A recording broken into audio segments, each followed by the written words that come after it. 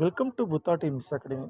1975 இதே நாள் ஜூன் 25ஆம் நாளில் அன்றைய பாரத பிரைம் மினிஸ்டர் யாருனாக்க இந்திரா காந்தி அவர்கள் பார்த்தோன்னா உங்களுக்கு எமர்ஜென்சியை கொண்டு வந்திருப்பாங்க. இந்தியாவில் அது 3வது முறையாக எமர்ஜென்சி கொண்டு வந்திருப்பாங்க. முதல்ல இந்தியா சீன போர் 1962, 2வது 1977 பங்களாதேஷ் லிபரேஷன் வார், 3வது 1975 இந்த எமர்ஜென்சி கொண்டு வந்திருப்பாங்க. 3 முக்கியமான எமர்ஜென்சி ஞாபகம் வச்சுக்கோங்க. அண்ட் தென் பார்த்தீங்கன்னா உங்களுக்கு ஏன் இந்த எமர்ஜென்சினாக்க Raj Narayanan versus Indira Gandhi case 1975 Allahabad court பார்த்தோன்னா உங்களுக்கு அகென்ஸ்டாக ஜட்ஜ்மெண்ட் கொடுத்துருவாங்க. ரொம்ப முக்கியமான கேஸ் இது. அண்ட் தென் பார்த்தோன்னா உங்களுக்கு இவங்களுடைய காலகட்டங்களில் 1971 பார்த்தோன்னா உங்களுக்கு மிசா ஆக்ட் வந்திருக்கும். இந்த மிசாங்கிறது பார்த்தோன்னா இன்றைக்கி டிஎம்கேயில் நிறைய பேர் பேசக்கூடியது. நம்மளுடைய முன்னாள் முதலமைச்சர் கூட சொல்லியிருப்பார், நான் மிசாவை பார்த்தவன்டான்னு சொல்லியிருப்பார். அது என்ன MISA sir? Maintenance of internal security act 1971 கொண்டு வந்திருப்பாங்க. ஞாபகம் வச்சுக்கோங்க.